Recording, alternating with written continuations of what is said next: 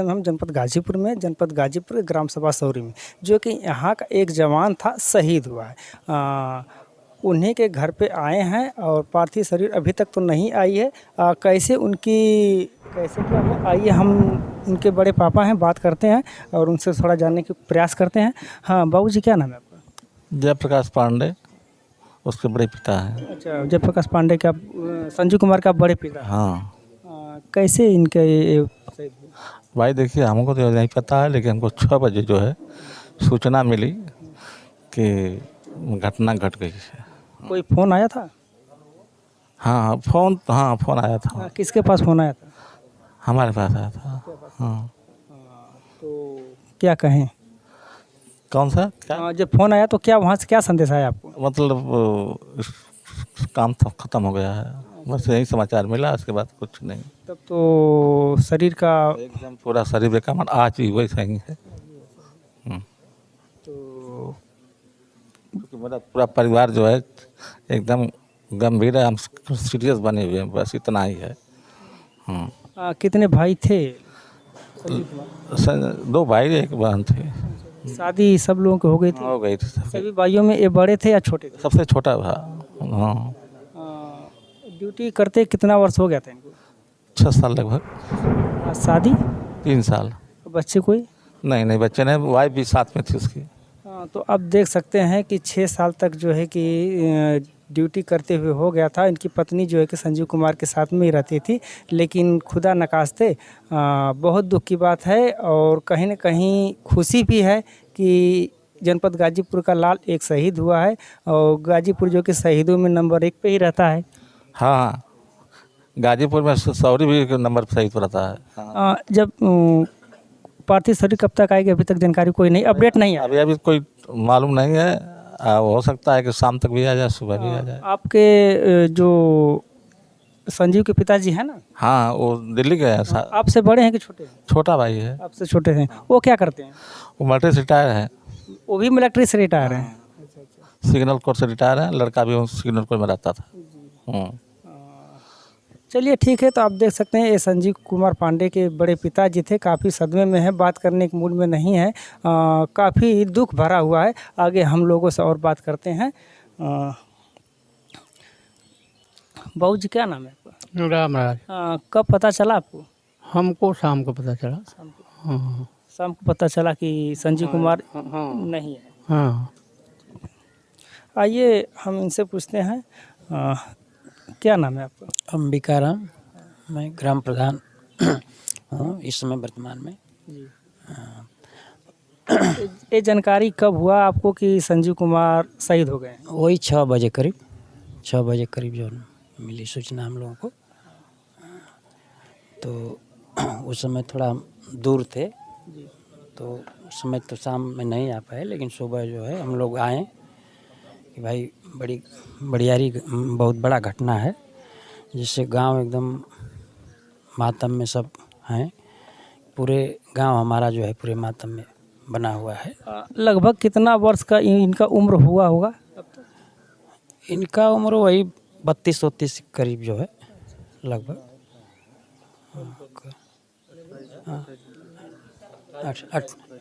हाँ, वही जो है लगभग जो है 30 के नियर अबाउट। हाँ, तो इनका शव जो है कि पार्थिव शव कितना बजे तक आएगा, आ जाएगा, कल आएगा? उसका तो अभी कोई क्लियर नहीं है। हाँ, अभी क्लियर नहीं है कब तक आ जाएगी, आज शाम तक आ जाए या कल, अभी इसका कोई क्लियर नहीं है। जैसे कि बात किया जाए तो इस क्षेत्र का जो भी जवान शहीद होता है तो भीड़ उमड़ पड़ती है और काफ़ी लोग जोश में आ जाते हैं। रहता तो तकलीफ़ तो सबको रहता है, लेकिन एक जवान देश की रक्षा करते करते शहीद हो जाता है, काफ़ी फ़क्र भी रहता है। क्या क्या तैयारियां है जब पार्थिव शरीर आती है? तैयारी पहले तो देखिए भाई, पूरे गांव के साथ और क्षेत्र के साथ जो है सब लोग उनका स्वागत करेंगे पार्थिव शरीर का, और उसके बाद जो है फिर यहाँ से शमशान घाट ले जाया जाएगा। तो अभी तो अब जब तक सूचना मिल जाएगी, क्लियर हो जाएगा, उसके हिसाब से सब लोग इकट्ठा होने लगेंगे। चलिए आगे और हम भाई लोग हैं, इन लोगों से बात करते हैं। हाँ, क्या नाम है आपका? हमारा नाम रामदर्श है, पूर्व प्रधान है। कहाँ यहीं के रहने वाले? यहीं के रहने वाले हैं। ये कब मालूम चला कि संजीव कुमार पांडे जो कि शहीद हो गए हैं? कल शाम को पता चला, जब गांव का पता कोई कांड हो जाता है हमारे गांव में तो गांव के लोग इतना उत्साहित हो जाते हैं कि कब उनके द्वार पहुँचे। तो इसी तरह से हम लोग की जब पता चला तो हम लोग आए यहाँ पर देखने के लिए। कहीं न कहीं दुख की बात है कि एक बेटा घर से निकल गया है, एक पूरे बाप। भारत का निकला है ना, भारत का पूरा बेटा हो गया ना, जब जी। उनको गलती हो गई तो पूरे भारत का हो गया बेटा वो तो। हमारे कहने का मतलब ये है कि इस गांव के लिए ये दुख होगा कि एक बेटा से जो कि इस घर से निकल गया है, एक पत्नी का जो कि सिंदूर उजड़ गया है, एक बाप का सहारा चला गया है, एक भाई का जो कि बहन की कलाई सुनी हो गई है, और कहीं न कहीं देश की सेवा करते करते हुआ है इस गांव का लड़का, तो फक्र की भी बात है। हाँ, फक्र की बात तो है, बड़ी दुख की बात है इसमें सब। दुख की एक तरफ दुख है तो एक तरफ खुशी। खुशी भी है, देश के लिए खुशी भी है और दुख भी है, दोनों है साथ में। चलिए ठीक है, आगे हम और हैं। हाँ, क्या नाम है सर?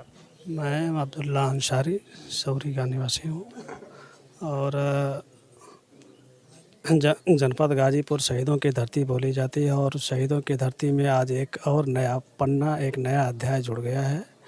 और यहाँ के नौजवानों, क्षेत्र के नौजवानों के लिए खुशी भी होती है और गम भी होता है ऐसे हालात में। आज गांव के सारे लोग अश्रुपूर्ण तरीके से बैठे हुए हैं, पार्थिव शरीर का इंतज़ार कर रहे हैं। देखिए गवर्नमेंट की व्यवस्था कब होती है। अक्सर गाजीपुर ज़िले में 2-3 दिन के बाद ही लोग आते हैं और सबसे दुख तो होता ही है। खुशी की बात यह है कि जब मुलायम सिंह रक्षा मंत्री थे और उन्हीं की देन है कि आज जवानों की पार्थिव शरीर घर पे आ रही है।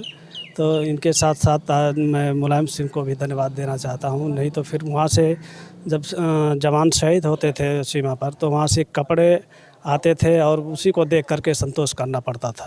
तो देख सकते हैं आप कि जैसे कि सर का कहना है कि इससे पहले जब कुछ कोई भी जवान शहीद हो जाता था तो उसका शरीर, पार्थिव शरीर गांव में नहीं आता था, उसका कपड़ा आता था तिरंगे में लपेट करके, वहीं जो कि घर को सुपुर्द किया जाता था। उसी को लोग अंतिम संस्कार करते थे, अपना खुशी मनाया, दुख मनाते थे, ऐसे करते थे। तो ये जब मुलायम सरकार आए तो इसमें ये व्यवस्था, ये रक्षा मंत्री जब मुलायम जी आए तो ये व्यवस्था हुआ कि जो भी शहीद जो कि देश की सेवा करते करते शहीद हो जाता है तो उसका पार्थिव शरीर उसके घर पे जाए। सही बात? जी सही, बिल्कुल सही बात है। नहीं तो हम लोग अंतिम दर्शन भी नहीं कर पाते थे। अब जो कि अंतिम दर्शन करने को मिलता है, हर तरह से जो भी इच्छा है, इच्छा पूरी हो जाती है। बेटा तो निकल जाता है लेकिन मन की इच्छा सब पूरी हो जाती है। जी जी, ये और यहाँ गांव की, हमारे क्षेत्र में इतना ज़बरदस्त युवाओं के अंदर उबाल पैदा होता है कि नौजवानों की, कि मतलब 2-2, 3-3 किलोमीटर तक लाइनें लग जाती हैं ऐसे हालात में। और ये जवान देश के लिए शहीद हुआ है। मैं भी या पूरे गांव के तरफ से उस बच्चे को, हालांकि हम लोग पढ़ाए भी हैं उस बच्चे को, अपने तरफ से भावपूर्ण श्रद्धांजलि अर्पित करता हूं। सर जैसे कि आप बच्चे को पढ़ाए भी थे, एक तरह से पिता भी हैं, एक तरह से गुरु भी हैं, थोड़ा बैठ के बात करते हैं। एक तरह से पिता भी का रोल किए आप, एक तरह से गुरु भी बने आप, हर तरह से किए। उनका चरित्र कैसा था बचपन से? वो लड़का था, बहुत नोबल और शांत स्वभाव का लड़का था। और हाँ, रेगुलरिटी ये थी कि डेली सुबह 3 बजे 4 बजे भोर में उठ के दौड़ना, वर्जिश करना, ये सारी चीज़ें। धूम्रपान से एकदम वर्जित था लड़का, कोई मतलब नहीं था। और गांव में कोई भी उत्सव होता था, कोई भी प्रोग्राम होता था तो ये दोनों भाई, वही नहीं, दोनों भाई बढ़ चढ़ कर हिस्सा लेते थे। और यह पूरा परिवार ही नशा मुक्त और एक चर्चित परिवार रहा है हमारे गांव में। और इस परिवार से एक नौजवान का निकल जाना ये बहुत दुख की बात है और बहुत खुशी की बात है आज के दिन में, कि एक लड़का देश के लिए शहीद हुआ है। ये लड़का किसी पांडे जी का लड़का नहीं रह गया है, ये शहीदों की लिस्ट में अपने आप में एक पताका बन के फहराएगा आज। तो सर जैसे कि जब इनका पार्थिव शरीर घर पे आता है तो क्या क्या तैयारी रहेगी? देखिए तैयारी तो पूरा परिवार तो गम में गमगीन रहता है, परिवार तो बहुत इन्वॉल्व नहीं होता है, लेकिन यहाँ के नौजवानों में इतना उत्साह हो जाता है। देखिए सारे बच्चे कहीं बैनर छपवाना, कहीं कुछ करना, कहीं गेट बनाना, सारी तैयारी अब कम से कम 200-300 लड़के अपना सेटिंग कर रहे हैं सब। अब कल आप देखेंगे तब यहाँ का नज़ारा देखने को मिलेगा। प्रधान का भी बहुत अच्छा सहयोग रहता है, हमारे पूर्व प्रधान हैं आप रामदरस राम, आपका भी बहुत अच्छा सहयोग रहता है। हमारे गांव में कोई भी घटना दुर्घटना होती है, हर मोड़ पर एकदम अगले धार पर लोग खड़े रहते हैं। और कुछ कहना चाहते हैं तो बताइए। और क्या भाई आप पढ़ाए थे, इसके लिए हम आपको ज़्यादा, आप उनके बारे में जितना अधिक जानते थे उतना कोई नहीं जान सकता है। बहुत कुछ तो नहीं कहेंगे इस दुख की घड़ी में, लेकिन मैं यही भगवान से प्रार्थना करूंगा कि इनको उच्च से उच्च स्थान अपने चरणों में दे, और इसके आगे भाई कुछ नहीं कह पाऊँगा। तो ये सर जो थे कब बातें करते करते काफ़ी भावुक हो गए, क्योंकि पढ़ाए भी थे और हर चीज़ उनको